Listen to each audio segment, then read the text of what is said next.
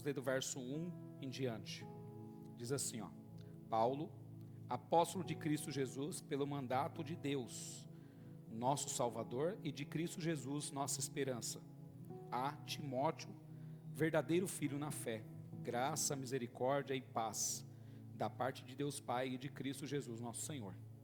Quando eu estava de viagem rumo à Macedônia, te roguei, permanecesses ainda em Éfeso, para admoestares a certas pessoas, a fim de que não ensinem outras doutrinas, nem se ocupem com fábulas e genealogias sem fim, que antes promovem discussões do que o serviço de Deus na fé. Ora, o intuito da presente admoestação visa ao amor, que procede de coração puro e de consciência boa e de fé sem hipocrisia. Desviando-se algumas pessoas destas coisas, perderam-se em loquacidade frívola ou discussões inúteis, Versículo 7, pretendendo passar por mestres da lei, não compreendendo todavia nem o que dizem, nem os assuntos sobre os quais fazem ousadas asseverações. Sabemos, porém, que a lei é boa, se alguém dela se utiliza de modo legítimo, tendo em vista que não se promulga a lei para quem é justo, mas para transgressores e rebeldes, irreverentes e pecadores, ímpios e profanos, parricidas e matricidas, que é aqueles que matam pai e mãe, homicidas, impuros, sodomitas, raptores de homens, ou em algumas linguagens aí, sequestradores, mentirosos, perjuros, aqueles que juram falsamente, e para todos, tudo quanto se opõe à sã doutrina. Que sã doutrina é essa? Versículo 11, segundo o evangelho da glória do Deus bendito, do qual fui encarregado de ministrar. Sou grato para com aquele que me fortaleceu, Cristo Jesus, nosso Senhor, que me considerou fiel, designando-me para o ministério. A mim, que noutro tempo era blasfêmio, perseguidor e insolente, mas obtive misericórdia, pois o fiz na ignorância da incredulidade. Transbordou, porém, a graça de nosso Senhor Jesus, com a fé e o amor que há em Cristo. Fiel é a palavra e digna de toda aceitação, que Cristo Jesus veio ao mundo para salvar os pecadores, dos quais eu sou o principal. Mas por essa mesma razão me foi concedida misericórdia, para que em mim o principal evidenciasse Jesus Cristo, a sua completa longanimidade, e servisse eu de modelo a quantos hão de crer nele para a vida eterna. Assim, ao Rei eterno, imortal, invisível, Deus único, honra e glória pelos séculos dos séculos. Amém. Amém, irmãos? Glória a Deus, vamos orar. Pai, em nome de Jesus, eu quero te agradecer, Senhor, pela sua palavra, que nos direciona, nos traz vida, ó Pai. A sua palavra diz em Salmo 119, 105, que ela é lâmpada para os nossos pés, ela é luz para o nosso caminho, Senhor. Então nos ajuda essa noite a enxergar situações que não temos enxergado e aprender aquilo que precisamos aprender, ó Pai. Que nós possamos, assim como Davi, enxergar essa palavra e vê-la como mel, Senhor, como algo doce para as nossas vidas, porque ela nos leva ao caminho do Senhor. Nos ensina a ver, ó Pai, como Salmo capítulo 1, que diz que se meditarmos nela dia e noite, seremos como árvore plantada junto a ribeiros de água, Senhor. Ajuda-nos a vê-la também como o Senhor falou para Josué, para que ele firmasse em sua palavra, meditasse nela todos os dias, para que não se desviasse nem para a direita e nem para a esquerda. Senhor, nos ajuda, ó Pai, para que essa palavra permaneça em nossas vidas, e aquilo que o Senhor quer nos ensinar hoje, e transformar nas nossas vidas, ó Pai, traga sobre cada um de nós, em nome de Jesus, para a honra e glória do teu santo nome, Senhor. Amém. Amém, irmãos? Podem se assentar, em nome de Jesus. Essa carta de Paulo para Timóteo é uma carta para um homem que ele tinha muita confiança. Paulo deixa muito claro isso nas suas falas, quando ele fala de Timóteo. Ele chama daquele homem que ama a igreja como ninguém ama, que ele vai falar exatamente o que está se passando na igreja, como talvez nenhum outro falaria, que ele vai cumprir tudo o que Paulo ensinava, como talvez outro não faria. Então Paulo quer deixar de uma maneira muito clara que ele confia muito neste homem que ele deixou para cuidar da igreja. E Paulo confiava tanto em Timóteo, e ele amava tanto Timóteo. Timóteo é tão importante para Paulo, que ele é citado em muitas cartas dele. Ele é citado em Atos dos Apóstolos. Ele é citado em 1 Coríntios, 2 Coríntios, 1 Tessalonicenses, 2 Tessalonicenses, Colossenses, Timóteo, Hebreus, e ainda deve ter outras ainda. Tão importante que era esse jovem para Paulo, ele faz questão de fazer menção dele em muitas cartas. Então ele era uma pessoa de confiança para Paulo, muito confiante. Então ele era uma pessoa que Paulo poderia não existir ali no lugar, e ele sabia que o que Paulo queria, que foi direcionado pelo próprio Cristo, iria acontecer naquele lugar. Então essa primeira introdução aqui dessa palavra já nos mostra isso. Quem nós somos? Será que nós somos o Timóteo? Será que nós somos aquele capaz de continuar algo daquela maneira que Cristo quer que continue? Será que nós somos aquele que ouve algo e vamos fazer da maneira que Cristo quer que seja feito? Porque, irmãos, nós temos uma grande facilidade, inclusive a minha vida, de querer muitas vezes dar o nosso toque nas coisas. Mas Paulo não, ele deixa bem claro, Timóteo é fiel e ele vai fazer isso acontecer, da maneira que tem que ser.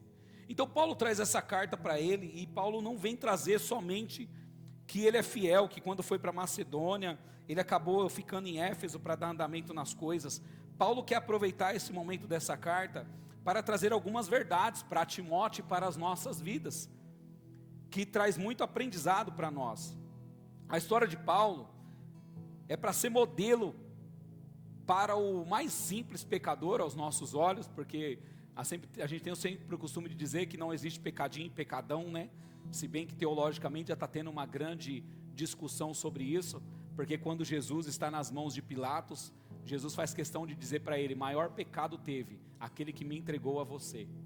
Então dá de entender ali que existem pecados níveis diferentes, assim como níveis de julgamentos diferentes. Mas vamos dizer da maneira que todo mundo sempre disse até hoje, Paulo é um exemplo que Deus salva o pequeno pecador e o grande pecador. Paulo é um exemplo de pessoa de que independente do que você já fez na sua vida, Cristo, Ele pode te salvar, porque não é por quem você é ou pelo que você fez, é por quem Cristo é e pelo que Ele fez por nós. Então o peso do nosso pecado não tem comparação com aquilo que Cristo fez pelas nossas vidas, amém? Então Paulo vem trazer isso para ele, e Paulo traz também o motivo pelo qual o Senhor o chamou, como o Senhor o chamou, em que situação que socorreu, quem foi usado para poder fazer Paulo vir ministrar, e isso traz muito ensinamento para as nossas vidas. Eu quero trazer para vocês hoje. O primeiro está aqui no versículo de número 1, onde diz assim, Paulo, apóstolo de Cristo, pelo mandato de Deus. Irmãos, Deus enviou Paulo, não foi um homem que do nada falou assim, vamos transformar esse homem aqui em uma outra pessoa, e vamos fazer ele ser uma nova criatura, e vamos fazer ele sair pregando o evangelho por aí. Não, foi o próprio Deus que chamou Paulo. E a palavra do Senhor vai nos ensinar, irmãos, que não fomos nós que escolhemos o Senhor, mas foi Ele quem nos chamou e nos escolheu primeiro, amém? Ainda que algum homem algum dia viu você, Deus te escolheu primeiro, Deus te chamou primeiro. Quando o Felipe vai apresentar Natanael para Jesus, e ele vem, ele pergunta para Felipe, pode ainda haver algo bom de lá? Aí Felipe diz para ele, venha e vê. Quando ele está no caminho, Jesus diz para ele, eis aí um israelita em quem não há dolo. Aí ele fala, mestre, tu me conheces? Aí ele diz o seguinte, antes que Felipe te chamasse, quando tu estava lá debaixo daquela figueira, eu te vi. Então, meus irmãos, Deus te chamou muito antes das pessoas. Deus, Ele nos conhece, nos chamou muito antes, assim como chamou Paulo. E Paulo teve um chamado extraordinário, nós vamos ler aqui, abre sua Bíblia em Atos dos Apóstolos, capítulo 9. Atos, capítulo 9, como muitos dizem aí, né? O momento em que Paulo, o Saulo, caiu do cavalo, né? Se bem que o texto não diz que ele estava de cavalo ou não, né? Mas provavelmente estava, né? Para caminhar longos lugares, né? Longas distâncias. Mas diz que ele caiu em terra, ouvindo uma voz, ficou cego, e o Senhor falava com ele. Isso está escrito no versículo 15. Era um perseguidor da igreja, né? Versículo 15 diz assim, mas o Senhor lhe disse, Atos capítulo 9, versículo 15. Diz assim, ó: mas o Senhor lhe disse, que Senhor Jesus, vai, porque este é para mim um instrumento escolhido para levar o meu nome perante os gentios e reis, bem como perante os filhos de Israel, pois eu lhe mostrarei quanto lhe importa sofrer pelo meu nome. Então o Senhor encontra ele no caminho de Damasco, no capítulo 9, fala com ele, manda ele até uma cidade de Damasco, na rua direita, na casa de Judas, fala para ele ficar naquele lugar, e o Senhor coloca ele para orar. Um homem que estava perseguindo a igreja, agora está orando naquela casa, cego.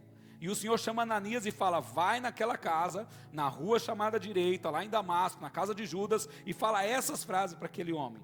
E ele diz para ele: vai lá, porque ele é um instrumento que eu vou usar. Amém, irmãos? Mas é interessante que os detalhes disso, poucas pessoas dizem, que está lá em Atos 22, quando Paulo vai explicar como foi isso. Atos 22, 12.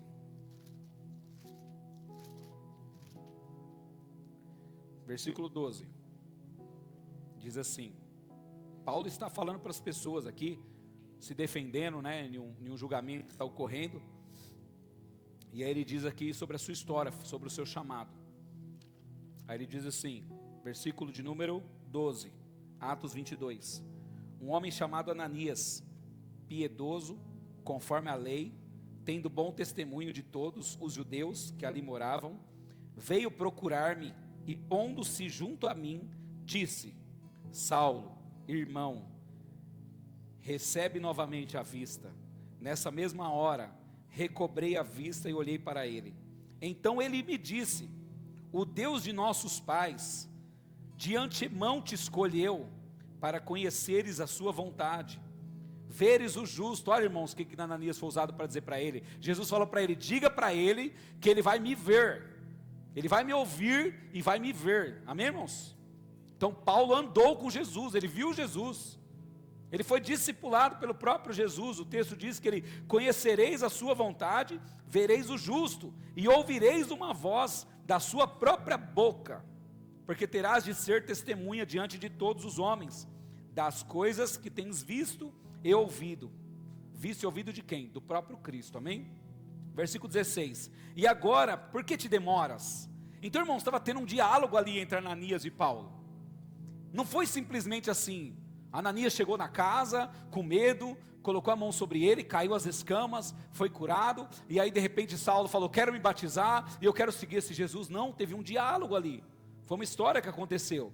E aí diz no versículo aqui, que ele fala para ele: por que te demoras? Levanta-te, recebe o batismo, lava os teus pecados, invocando o nome dele. Então Ananias convidou Paulo e ele se batizou, amém? Tendo eu voltado para Jerusalém, enquanto orava no templo, sobreveio-me um êxtase. Então ele foi cheio do Senhor, tomado pela presença, e vi aquele que falava comigo. Amém, irmãos? Paulo viu Jesus, Paulo viu Cristo, irmãos. Então ele foi um dos apóstolos que não está lá nos 12, mas é um dos apóstolos que acompanhou Jesus e viu Jesus. Vi aquele que falava comigo. E ele disse o quê? Apressa-te e sai logo de Jerusalém, porque não receberão o teu testemunho a meu respeito. Eu disse: Senhor, eles bem sabem que eu encerrava em prisão e nas sinagogas açoitava os que criam em ti. Quando se derramava o sangue de Estevão, tua testemunha, eu também estava presente, consentia nisso e até guardei as vestes do que o matavam. Mas ele me disse: vai, porque eu te enviarei para longe aos gentios. Amém, irmãos? Então quando Paulo diz para ele, que ele diz para Timóteo, trazendo a carta, apóstolo de Cristo, pelo mandato de Deus, é porque Paulo realmente foi chamado pelo próprio Deus, amém? Ele foi chamado pelo próprio Cristo. E no versículo 2, ele quer deixar uma coisa clara sobre Timóteo. Ele fala assim: a Timóteo, verdadeiro filho na fé, graça, misericórdia e paz da parte de Deus e de Cristo Jesus nosso Senhor. Por que Paulo falava que Timóteo era o filho dele? Filipenses capítulo 2, versículo 22, abre sua Bíblia aí, voltando para trás aí, Gálatas, Efésios, Filipenses 2,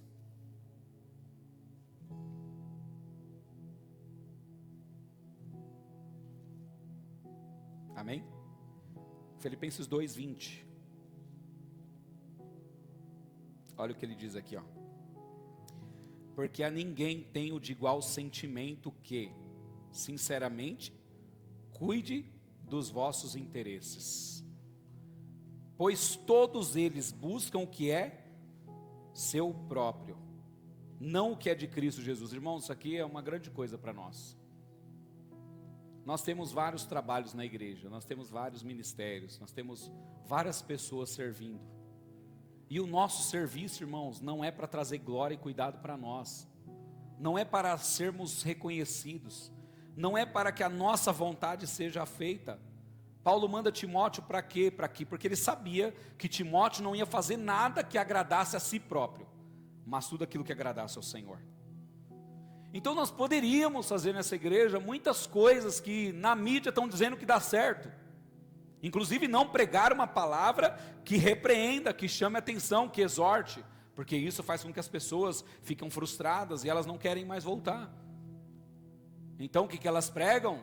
A sua vida será vitoriosa, você será uma bênção, o Senhor tem um futuro próspero para você, você é alguém que não veio para sofrer, você vai ser abundante. Mas eles não falam, você é pecador, você precisa se arrepender dos seus erros, você precisa reconhecer os seus pecados. Então quando ele fala para Timóteo, ele sabe que Timóteo é dessa maneira. E aí a pergunta que vem para nós, será que nós somos assim? Será que nós estamos fazendo com que as coisas sejam do nosso jeito ou do jeito do Senhor?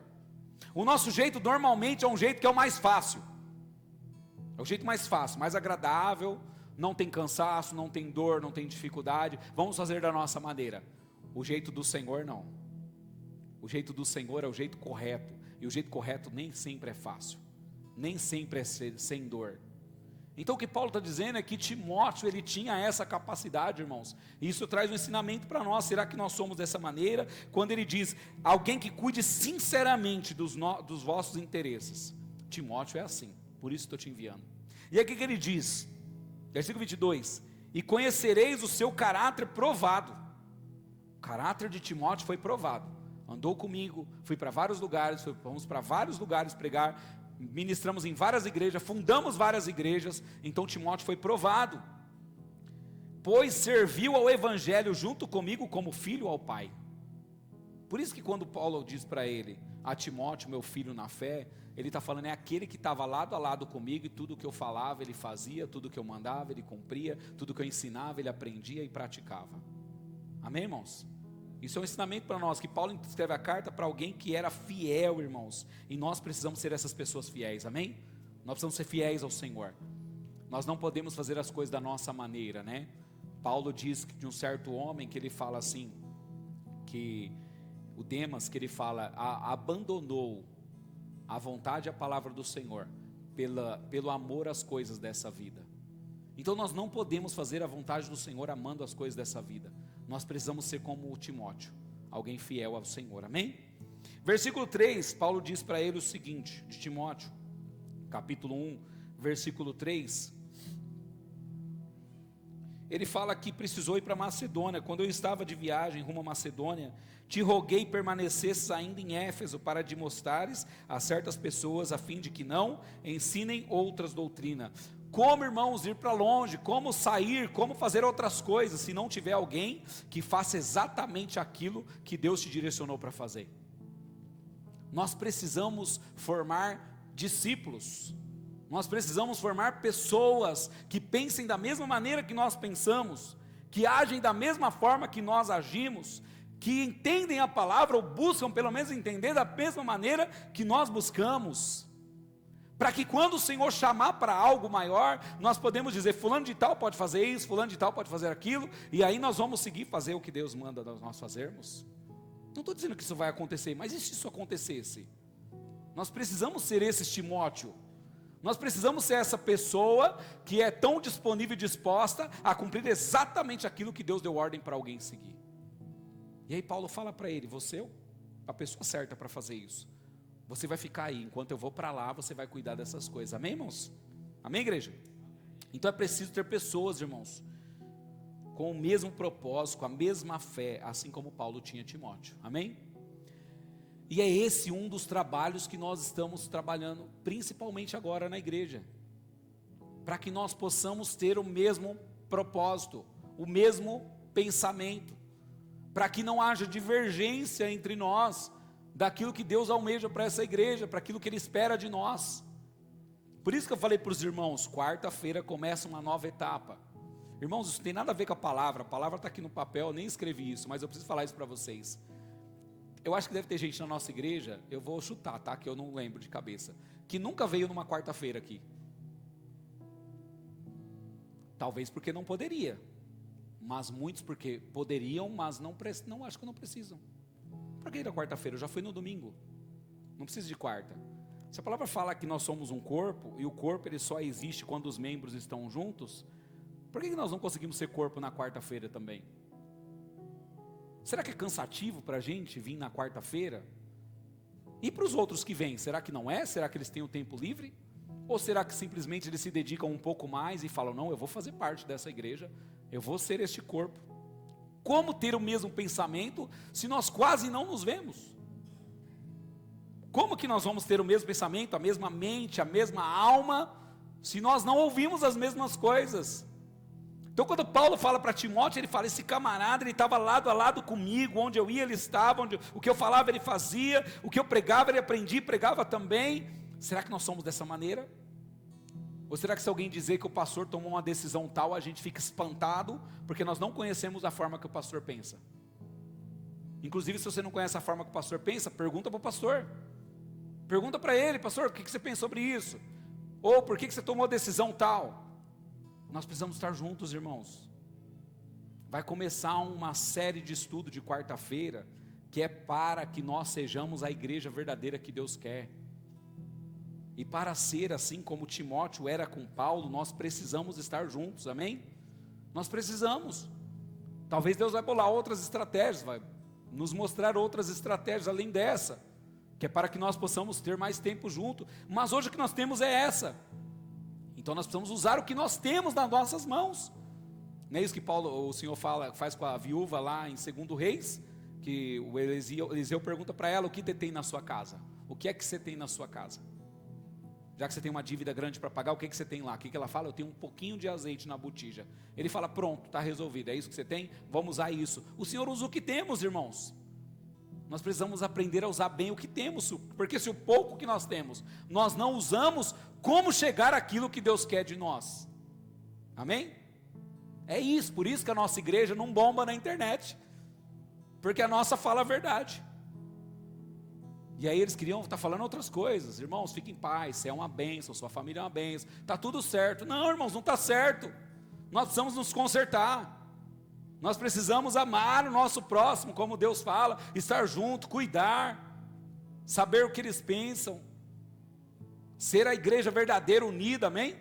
Nós precisamos ser assim, amém, igreja? E aí ele falava para Timóteo isso, que esse camarada era desse jeito. Versículos 3 e 4 de 1 Timóteo. Diz assim: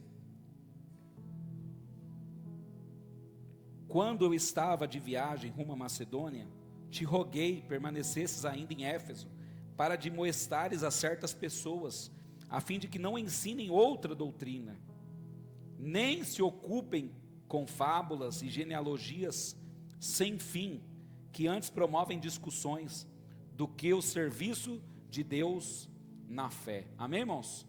Então o que Paulo está falando para ele? Timóteo, vamos fazer o seguinte, você fica aqui, porque não dá para a gente seguir viagem desse jeito, porque esse pessoalzinho aí está meio fora do normal, está meio fora do padrão, aquilo que eu preguei parece que eles estão esquecendo, então fica aí para poder doutrinar esse povo.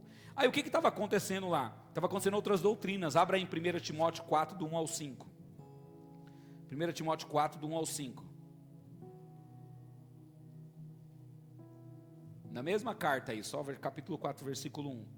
Ora, o Espírito afirma expressamente que, nos últimos tempos, alguns apostatarão da fé, por obedecerem o espírito enganador, ou espíritos enganadores, e a ensinos de demônios, pela hipocrisia dos que falam mentiras, e que têm cauterizado a própria consciência. Irmãos, tem gente que está acostumado tanto a falar mentira, que a sua própria consciência já foi cauterizada.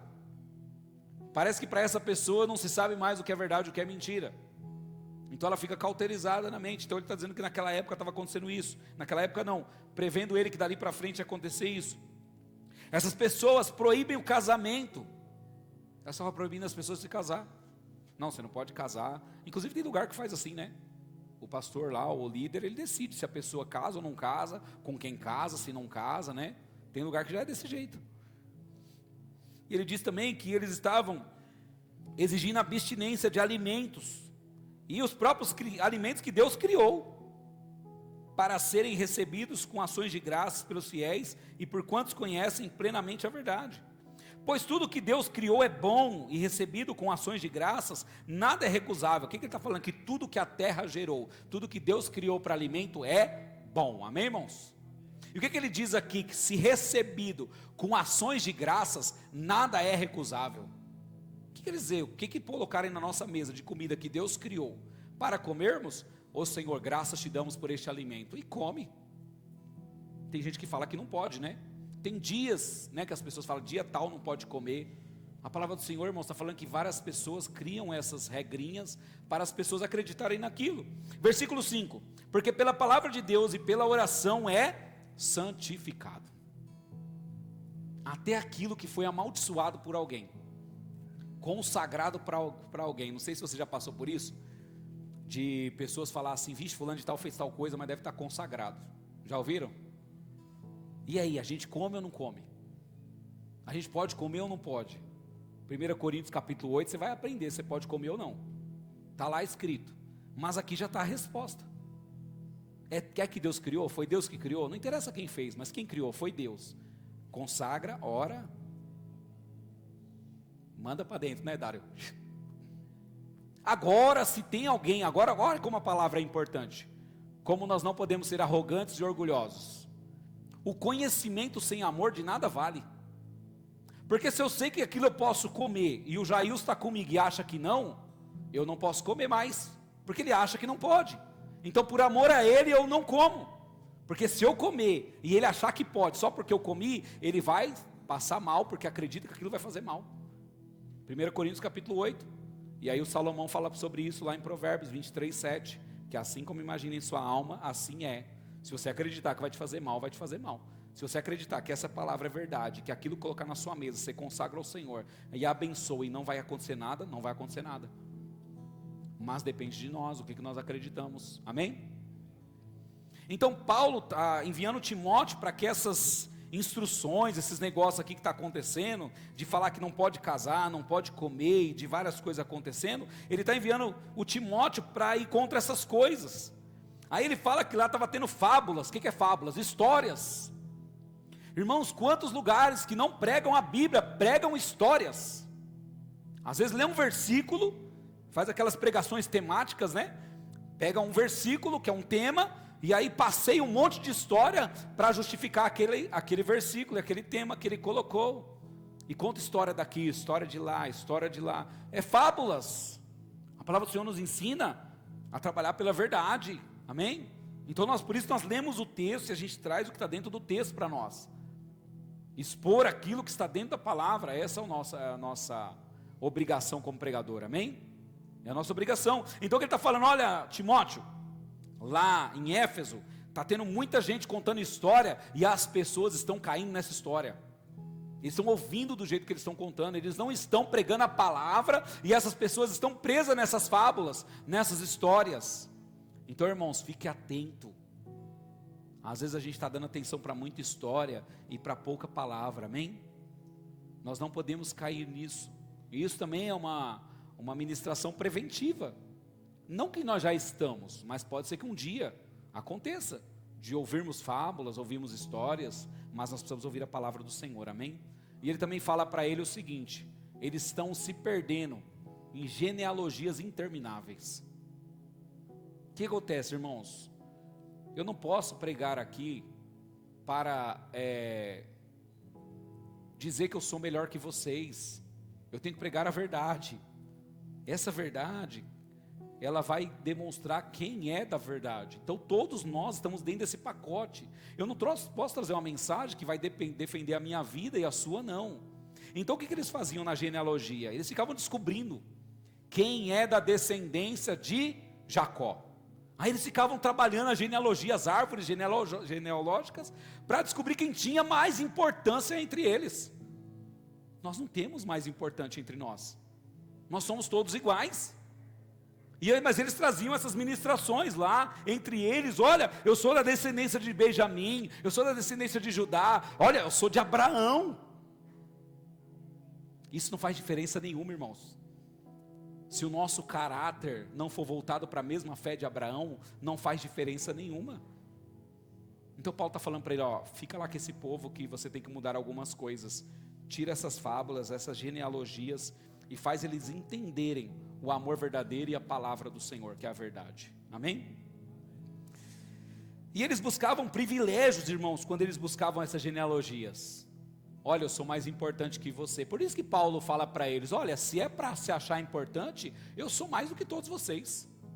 Circuncidado ao 8º dia, doutrinado aos pés de Gamaliel, fariseu de fariseus, descendente da tribo.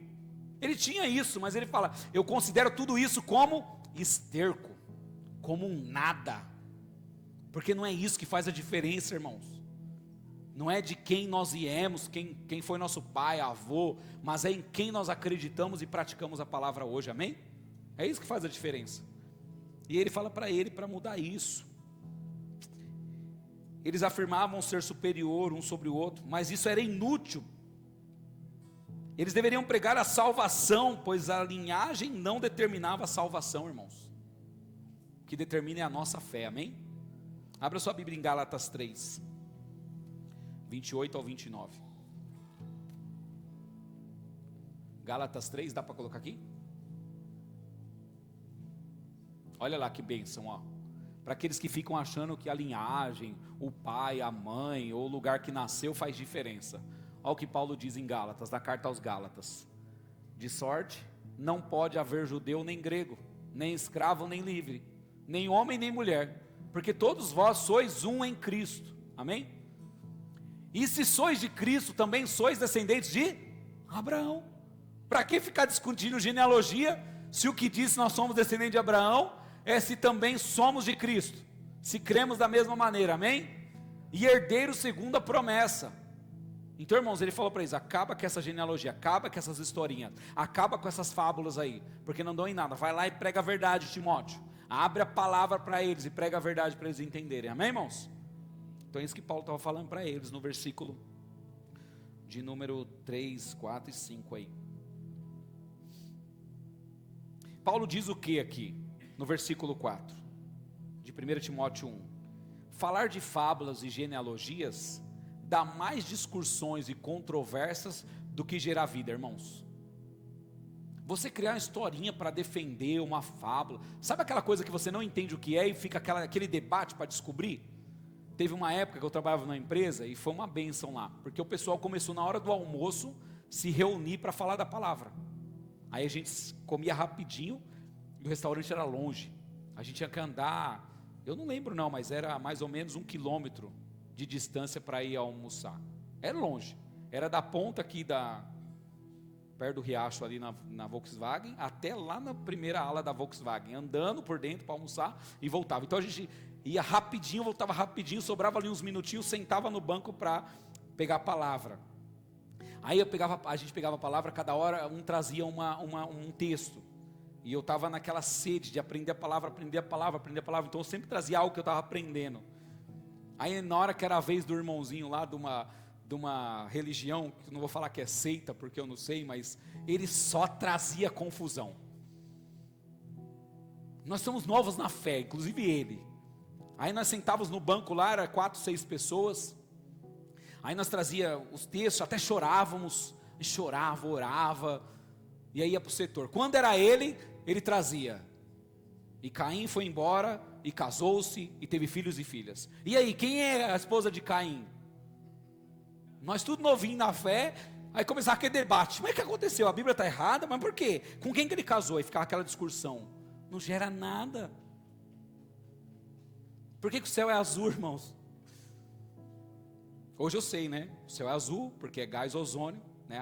O CO3, ele é azulado. Lá em Marte é rosa, por quê? Porque é gás metano, é rosado. O céu é azul não é por reflexo do mar. O mar é azul por reflexo do céu. Agora esses negócios. Por que Caim casou com quem? Vai perguntar para Deus, meu irmão. Deuteronômio 29, 29. Aquilo que está revelado pertence ao homem. Ao que não está pertence a Deus. Eu tenho uma tese. A Eva, quando gerou Caim, o que ela disse? Gerei do Senhor um varão. Para que se alegrar tanto com varão se ela não tivesse filho antes? Só se alegra. Tive do Senhor um filho. Mas não, ela fez questão de dizer: tive do Senhor um varão. Então é como se já tivesse nascido várias mulheres e agora nasceu um homem. Aí nasce o outro homem, Abel. E Caim vai embora e casa-se com alguém. Com quem? Provavelmente já namorava com a sua irmã, foi embora e casou. Se não foi também, irmãos, não tem problema, eu quero saber da palavra. O que está escrito aqui que Deus quer que a gente saiba? Porque se isso Ele não quer, Ele não vai escrever claro para nós. E eles ficavam lá nessas fábulas. E aí toda hora Ele trazia um negócio para nós. Toda hora Ele trazia uma coisinha para a gente ficar debatendo lá. Aí o que aconteceu com as nossas reuniões? Acabou. Acabou. Porque você sai triste, você sai revoltado do negócio. Aí os irmãos começaram a ter treta entre eles. Isso gera discussão, irmãos. A gente precisa pegar a palavra da verdade, amém? Então Paulo queria que ele mudasse isso lá. Ele diz no versículo 5 e 6. Ora, o intuito da presente admoestação, ou seja, dessa carta, parece ser tão severa, mas tem um propósito. Ela visa o amor, que procede de coração puro, de consciência boa, de uma fé sem hipocrisia. Desviando-se algumas pessoas dessas coisas, perderam-se em discussões inúteis. Por que as pessoas se perdem em discussões inúteis? Porque acabou o amor, irmãos. A gente precisa resgatar o amor, amém? Lá em Apocalipse, capítulo 2, se eu não me engano, capítulo 2 mesmo, o Senhor vai falar o seguinte: tenho porém contra ti que abandonaste o teu primeiro amor. Para quem que ele escreve isso? Para os Efésios, que é justamente onde Paulo está deixando Timóteo, em Éfeso. E a carta de Paulo aos Efésios, se você for ler lá, você vai ver que várias vezes Paulo fala sobre o amor, que eles perderam o amor entre eles, que eles estão julgando mais do que amando.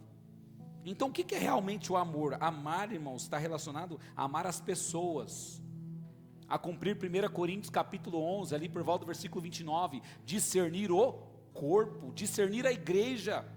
Nós precisamos discernir a igreja. E ele fala que essas discussões afastam as pessoas, e nós precisamos nos aproximar, amém, igreja? Amém? Glória a Deus. Você quer um. Continuando aqui, versículo 7. Pretendendo passar por mestres da lei, não compreendendo todavia nem o que dizem. Já viu alguém assim? Quer ser o inteligentão, o espertão, mas nem o que diz entende. Se você parar no meio da fala dele e falar: mas o que quer dizer isso aí que você disse aí? Ele fala: não vem com pergunta agora não, que eu estou ocupado aqui ensinando outra coisa. Não, eu estou perguntando o que você está falando. Tem gente que quer ser mestre, mas nem o que está ensinando sabe. Todavia, não sabe nem o que dizem, nem os assuntos sobre os quais fazem ousadas asseverações. Ou seja, fala para você: ó, você não pode isso, não pode aquilo outro. Aí você pergunta: por quê? Não sabe. É só porque eu não quero. Não, irmãos, o que a Bíblia diz? A Bíblia diz: se você pode, você pode, você pode. Se a Bíblia diz que você não pode, você não pode. Não é o que eu acho, é o que a Bíblia diz, amém? Glória a Deus. Versículo 8. Ele vai falar da lei, que a lei é boa, né? A lei é necessária.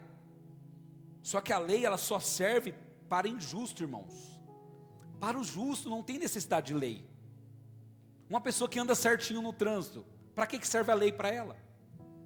A lei serve para o injusto, para aquele que não segue a regra. Então Paulo está dizendo para ele aqui do versículo 8 em diante, ele fala para ele assim: ó, sabemos pois que a lei é boa, sabemos que a lei é boa, se alguém dela utiliza de modo legítimo, de modo verdadeiro, de modo correto, tendo em vista que não se promulga ou não se cria, não se é feito lei para quem é justo, mas para transgressores, para rebeldes. É para isso que ela existe. Para irreverentes, pecadores, ímpios, profanos, aqueles que matam pai e mãe, que são os parricidas e os matricidas, para os homicidas que matam pessoas, para os impuros, sodomitas, né, que praticam atos sexuais ilícitos, tudo que é fora do casamento, de sexo é ilícito, então ele chama de sodomitas. Raptores de homens, sequestradores, né, que pegam pessoas para querer pegar os seus bens, sobre os mentirosos, sobre aqueles que juram falsamente, e para tudo quanto se opõe à sã doutrina. Então qualquer pessoa que se opõe contra a palavra, a lei é válida, ela é necessária. Agora para o que não, aquele que quer seguir tudo, quer fazer certinho, ele não tem nem que ter medo da lei. Sabe, irmão, você entra numa estrada assim e fala, ih, complicou aqui, agora é 60 por hora. Qual o problema? Sabe aquelas pessoas que falam, cuidado que, colocam na rede social, né? Cuidado na rua tal, no bairro tal, a partir de hoje tem radar 50 por hora. Aí todo mundo fica postando para todo mundo, né? Não deveria ser assim. Deveria só dizer, irmãos, fiquem atentos porque mudou a velocidade da pista tal, só. Mas não tem radar, vai tomar multa. Por que está querendo dizer isso? Que a gente anda fora da velocidade, é verdade ou não é, irmãos? Quem dirige aí? Anda fora da velocidade. Então a lei é para nós, para quem anda fora da velocidade. Agora para aquele que só olha a placa e ele segue, minha esposa, não precisa de lei para ela no trânsito. Só dizer uma plaquinha, 60 por hora. Tenha radar ou não, 60 por hora. Coloca no 60 e vamos embora. Agora o José não, né? O José é diferente. Então a lei é para esse. Eu estou dando esse exemplo porque é algo fácil de entendermos. Mas existem outras leis. Essas leis aqui que falou da mentira, daquele que jura falsamente, daqueles que praticam sexo fora do casamento, daqueles que querem matar pai e mãe, sequestrar, roubar. É para isso que serve a lei. E aí, inclusive, a palavra vai dizer lá em Romanos, abra sua Bíblia em Romanos, se eu não me engano é capítulo 13, quem que tem que temer a lei? Quem que tem que temer aqueles que estão no poder? É só quem é errado, irmãos. Quem está certo não precisa temer, não. Você trabalha numa empresa que tem várias regras. Se você segue as regras, deixa as regras, não tem problema. Agora quem não segue que tem que se preocupar. É capítulo 13 de Romanos. Fala assim, ó. Versículo 2. De modo que aquele que se opõe à autoridade resiste à ordenança de Deus. E os que resistem trarão sobre si mesmo condenação. Versículo 3. Porque os magistrados, aqueles que julgam, né, não são para temor, quando se faz o bem. Então se eu faço o bem, por que eu temo? Faço o bem, não tem que temer nada. Se vierem fazer injustiça com quem faz o bem, vai responder para quem? Para Deus, porque dele é a ira, dele é a justiça. E sim quando se faz o mal. Queres tu não temer a autoridade? Faze o bem e terás louvor dela. Amém, irmãos? Então quer ter medo de lei? É só ser injusto. Quem é justo não precisa ter medo das regras. Amém, irmãos? E ele continua, né? Versículo de número, nós estamos em onde? 8, 11, né? Nós já estamos no 12 já, né? Glória a Deus. Versículo 12. Sou grato para com aquele que me fortaleceu, Cristo Jesus, nosso Senhor, fiel, designando-me ao ministério. O Senhor o achou fiel. Antes mesmo dele ser convertido, o Senhor já achava que ele era fiel. Olhando para Paulo, irmãos, o que a gente entende?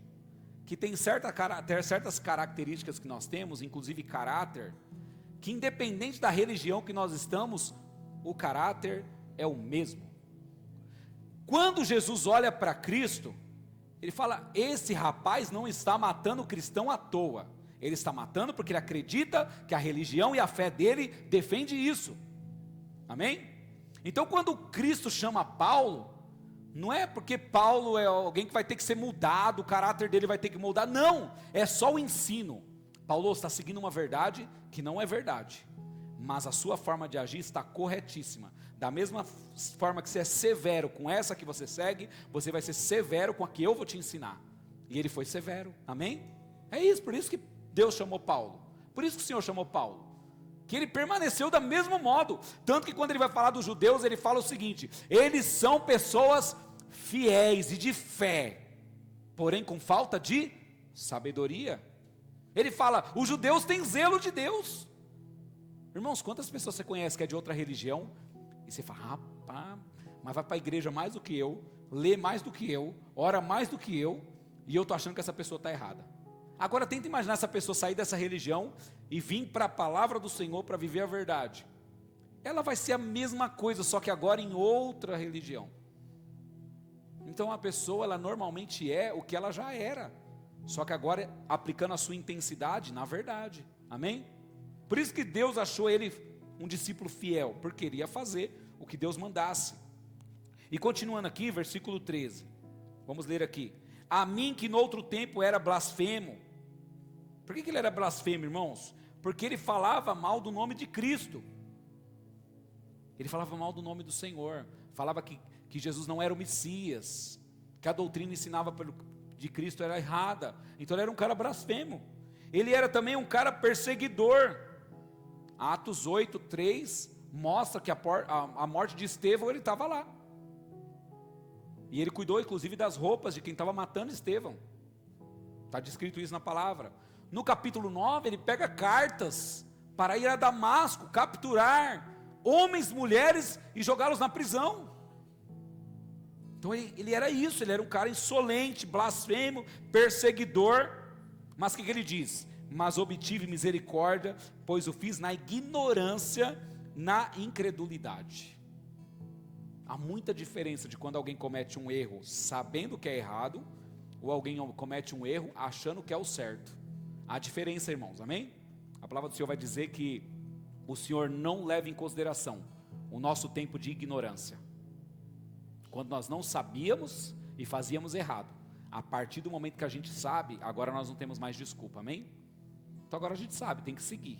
É como assim, você passou um lugar lá, andou contra a lei, naquela velocidade, agora você sabe que tem placa, tem que andar certo, amém? Continuando aqui,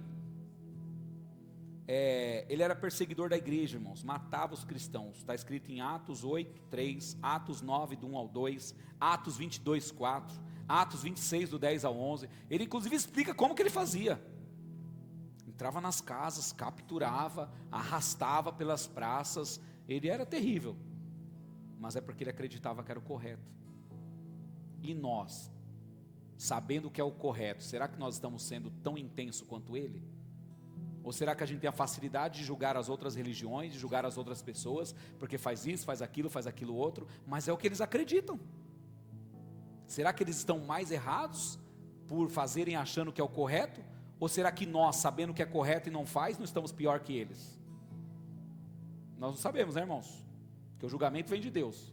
Mas eu vou dizer para vocês, eu vejo que muitas vezes nós estamos mais errados do que quem está em outra religião lá fora, porque eles acham que aquilo é verdade, e eles estão praticando aquilo que eles acreditam.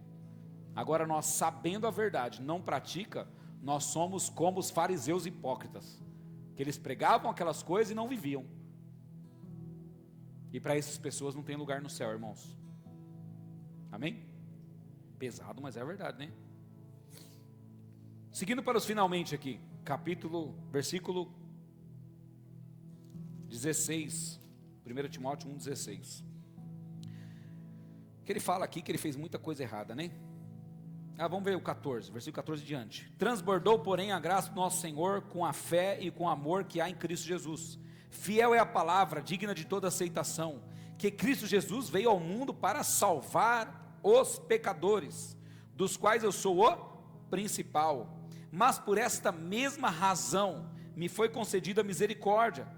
Que mesma razão? Por eu ser o pior, por eu ser o cara mais pecador que existia na visão dele.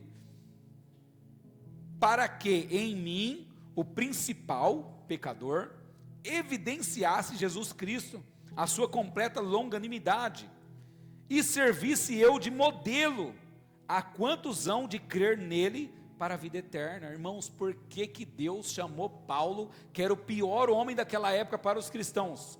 Para que nós pudéssemos acreditar que tem salvação para todos os seres humanos dessa terra. Existe salvação para todos que fazem parte da humanidade, irmãos. A palavra do Senhor vai dizer lá em 1 Timóteo capítulo 1, versículo 2, que é desejo do Senhor que todos sejam salvos. Ele fala lá: rogo, pois, irmãos, que orem por todos, que façam orações, súplicas, intercessões por todos, principalmente pelos que são revestidos de autoridade, porque é desejo do Senhor que todos sejam salvos. Amém? Deus quer, e Ele usa Paulo como modelo, para que nós possamos olhar para Paulo e falar: eu tenho jeito, eu tenho saída. Amém, igreja? Nós temos jeito, amém, irmãos? Todos aqueles que você conhece têm jeito, têm saída. Versículo 17: assim, com tudo que ele diz para Timóteo, ele fala assim: ao Rei eterno, imortal, invisível, Deus único, honra e glória pelos séculos dos séculos, amém. Agora, como dar glória ao Senhor, irmãos? Reconhecendo que Cristo é o Salvador das nossas vidas. Como dar glória e honra ao Senhor? Não se envolvendo em fábulas, genealogias e histórias que não têm fim. Como que nós podemos honrar e dar glória ao Senhor? Permanecendo na verdade, que é a palavra. Como honrar e glorificar a Deus? Não deixando de amar os irmãos, querendo prejudicá-los por causa da nossa forma de agir e de pensar. Nós precisamos permanecer em Cristo, amém, igreja? E Deus tem salvação para todos nós, amém? Eu não sei se todos que estão no nosso meio entendem isso, mas Cristo quer que todos confessem que Ele é o Senhor de suas vidas. É desejo do Senhor que todos sejam salvos, mas para ser salvo tem um processo. Se você for estudar qualquer religião, todas elas têm um processo para você fazer parte. E aí tem umas que chama de batismos, outras chamas de iniciação, outros chamas de vínculo de projetos. Tem um monte de coisa que eles dão lá nome. Então, para ser salvo também tem um caminho. Irmãos, o inimigo, a única coisa que ele faz é pegar o que Deus montou e fazer cópias. Então Deus já montou uma estratégia para sermos salvos. Primeira estratégia: o homem não consegue vencer o pecado sozinho. Se deixar na mão deles, vai todo mundo para o inferno. Então o que ele faz? Envia Jesus, porque Deus amou o mundo de tal maneira que enviou o seu Filho unigênito à terra, para viver no meio de nós, para que todo aquele que nele crê não pereça, mas tenha a vida eterna. Então começou o projeto. Deus envia Jesus. Aí o que Deus diz? João 1,12: mas a todos que receberem Jesus, que eu enviei, serão salvos. Como que eu recebo Jesus? Romanos capítulo 10, versículo 9: se com a nossa boca confessarmos e cremos em nosso coração, seremos salvos. O diabo só imitou, ele só quer usar outras religiões para fazer o processo para que a pessoa se sinta salva. Jesus veio, viveu, morreu, ressuscitou, amém, irmãos? Está vivo, amém, igreja? Quando que ele fez isso? Quando o Senhor enviou, porque Deus te amou, amém, irmãos? Deus nos ama, mais do que qualquer pessoa, mais do que a nossa mãe, mais do que o nosso pai. Está escrito na palavra do Senhor, que ainda que sua mãe vier a se esquecer de ti, eu todavia não me esquecerei, diz o Senhor. Então Deus nos ama mais do que a nossa mãe, mais do que o nosso pai. Então Ele quer que nós sejamos salvos, mas para isso precisamos declarar, precisamos confessar, precisamos crer em nosso coração. Então não interessa em qual religião você já foi um dia, se não fez esse processo, não faz parte do corpo de Cristo. Porque diz a palavra: mas a todos quantos o receberam, deu-lhes o poder, ou seja, a autoridade. Você pode fazer parte dos filhos de Deus. Não fez isso, não faz parte. Não faz parte. Amém, igreja? Então nós vamos fazer uma oração. Se você talvez nunca fez essa oração, que é a oração de você confessar Jesus como seu Senhor e seu Salvador, faça conosco. Se você já fez, mas estava distante do Senhor, estava longe do Pai, e quer estar aos pés dele, quer estar com ele novamente, também faça essa oração. A palavra do Senhor vai dizer, lá em Lucas capítulo 15, que um jovem foi para longe do seu pai, mesmo ele fazendo parte da casa do pai, ele foi para longe, mas quando ele entendeu que a casa do pai era o melhor lugar para ficar, ele juntou o resto que tinha, porque tinha gastado tudo, e falou: vou para a casa do meu pai, e direi a ele: pai, pequei contra o céu, pequei contra ti, me recebe como um dos seus empregados.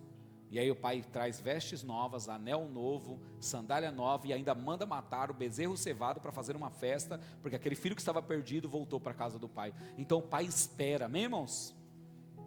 Em nome de Jesus, amém? Vamos orar? Feche seus olhos. Essa oração diz assim: Senhor Jesus, eu te recebo como meu Senhor e meu Salvador.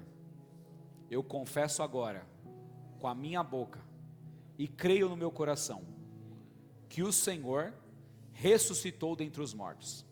Escreve o meu nome, Senhor, no livro da vida que o Senhor tem aí no céu, em nome de Jesus, amém. Amém, irmãos? Dê uma salva de palmas ao Senhor em nome de Jesus.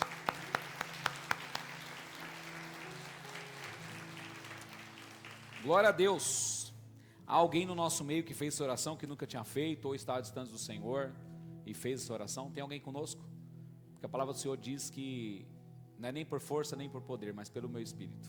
E a palavra do Senhor também vai dizer que se tivermos coragem de confessar Ele aqui nessa terra, Ele vai nos confessar na eternidade. Mas se negarmos o Senhor nessa terra, Ele vai nos negar na eternidade, amém? Tem alguém, irmãos, no nosso meio, ou que estava distante do Senhor, ou que nunca fez essa oração? Não? Estão todos em paz? Vamos colocar de pé, vamos agradecer ao Senhor por este culto, por essa palavra, por esses louvores, que você tenha uma semana abençoada. Irmãos, antes de ir embora, se alguém tiver interesse aí, irmão Oscar, está com quantos pão lá, irmãos? 9 pães, ó. Ele viu que no domingo passado deu ruim, porque o pessoal ficou desesperado, ele trouxe logo 9 hoje, amém? Então só procura o irmão Oscar no final do culto aí, que ele vai sair daqui sem esses pães em nome de Jesus, amém, Oscar? Você vai embora sem eles, de alguma forma, amém? Procurem ele, tá, irmãos? Em nome de Jesus, vamos orar. Pai, em nome do Senhor Jesus Cristo, eu quero te louvar, te agradecer, ó Pai, por essa noite, por essa palavra, por este culto, por cada vida que aqui está, ó Pai, que o Senhor encha-os da sua alegria, da sua paz, do seu cuidado, leva-os em paz, Senhor, que a sua semana seja guardada e cuidada por Ti, que assim como Timóteo era um servo fiel, ó Pai, ajuda-nos a sermos esse servo fiel, Senhor, em nome de Jesus, ó Pai, que vive e busca viver a verdade, para a honra e glória do seu santo nome, que a presença, a paz, o cuidado do Senhor permaneça conosco, em nome de Jesus, amém. Erga suas mãos aos céus, feche seus olhos, que o amor de Deus Pai Todo-Poderoso, a graça do nosso Senhor e Salvador Jesus Cristo, e a comunhão e consolação do Espírito Santo de Deus esteja sobre vocês hoje e sempre. Todos digam amém. Glória a Deus. Deus abençoe, irmãos. Uma ótima semana em nome de Jesus.